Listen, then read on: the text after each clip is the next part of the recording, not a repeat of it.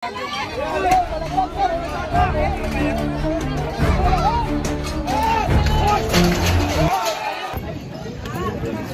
parang awa mo na. Parang awa mo na.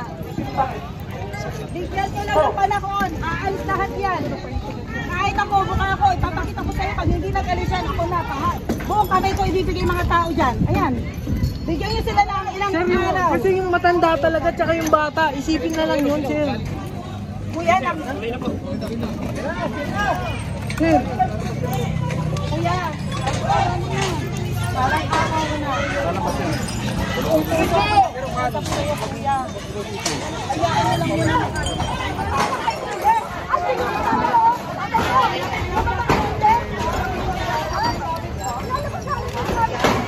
Wala ka bang pamilya ko yan? Kasi malaraning ko.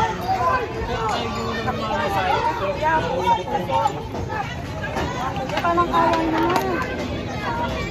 Kaya kami umarap dito, yung mga matanda. Kami na ang nangangako. May transfer sa isang maayos na lugar. Isang ano na lang naman sa huli. Kuya, wala kang puso? Kuya? Yes, sir, ito na lang yung mga matatanda naman. Yung lang manisip. Yes, sir, nakikiusap kami sa inyo bilang tao. Harapin nyo naman kami. Kuya! Tingnan nyo, magkakasakitan sa inyo. Kakaroon na ng tension mga kabayan. Ang gamit? Oo, sir, yun naman ang namin dito. Importanteng gamit ang mga Kasi may mga gamit na kasi sa taas, hindi makapanin.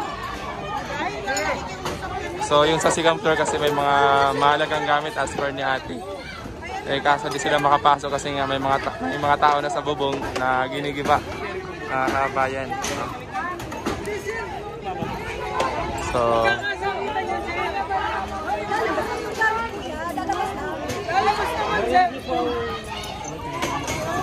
ayan, naghahagis na.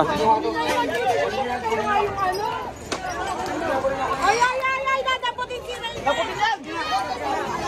Lapit, walang lalapit. Walang lalapit. Walang lalapit. Walang lalapit.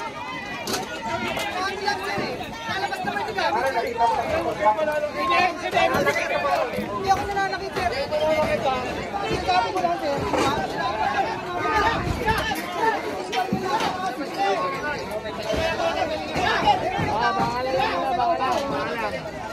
Sir, ilang naman sinasabi namin dahan-dahan lang. Lalabas na mga gamit eh.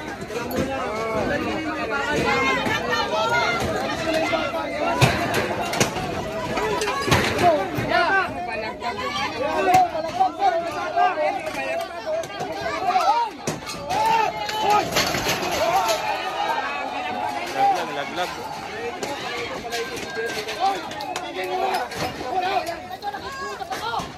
Dito. Sika. Ayun na yung maglaan dyan dyan ha. Exit. Lapit mo na yung parilis yung demo lang nalapit. Dapat mo na kasi kayo eh. Sige, dito kayo, dito! Sige, dito! Dito! Hoy, tumigil ko na kayo! Kami laban, subo kami, kaasa ko mga kami laban. Dalawang kamay! Pakikiusap lang ko. Yan, pasabihin niyo sa taas, bababa. Bababa na yung gamit nila, bababa. Bababa na ang gamit. Bigyan kami yung gamit.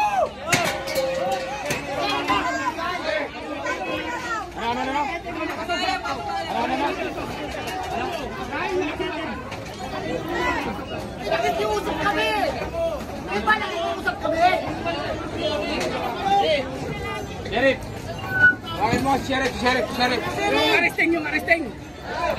Sheriff, halika! Halika! Pinukulan o! Utusan mo ako na huliin ko yan. May saugat si kuya. Hindi, pwede ko ako ng tao. Pang-arresting dito.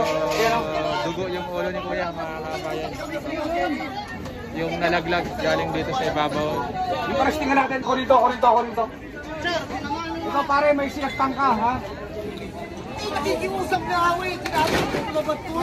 Pwede kang makiusap, huwag kang manakit. Ha? May sinaktan ka na rito, ha? Kunin nyo. May complaint na tayo, ano?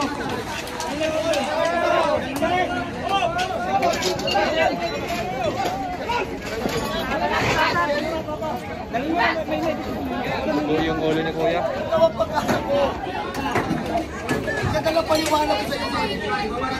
Yung complainer, itabi nyo lang, ano? Ha?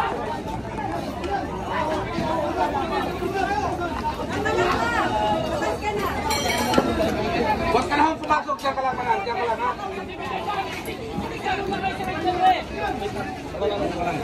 So, pinasok na ng arresting team, mga kabayan, kasama yung SWAT. Kinuha na nila yung... Dito po kayo! Dito po kayo! Kagawad ako! Sinasaktan ako! Kagawad ako! Dito po kayo! Dito po kayo! Dito ka! Dito ka lang!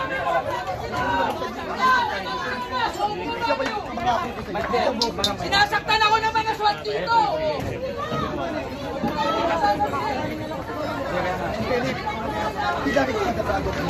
So yung namagitan doon, nagkaroon ng tension kasama yung versus sa police. No, namagitan kasi yung kagawad doon, mga kabayan. Oo, trabaho na ako. May matanda po. Mamaya na. Sige na. Kumakas siya, no? Hindi ako magawad lang, tandaan mo! Mayabang ka pa kayo! Mayabang dito! Walang ginagawa.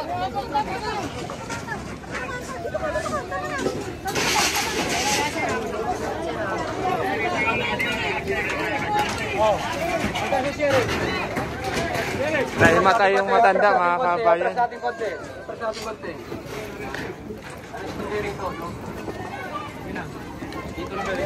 So atras tayo kasi kung nagpe-prepared na yung loob ng palipad ng bato. Yes, opo, private land na po ito, mga kabayan, hindi po ito sa government, no? Private land na po ito. So siyempre, take action din dito siguro talaga yung yung boses nito dapat yung sa lungsod ng Maynila, yung mayor, no? Sa Little President dito sa lungsod ng Maynila. So, kay Yorme.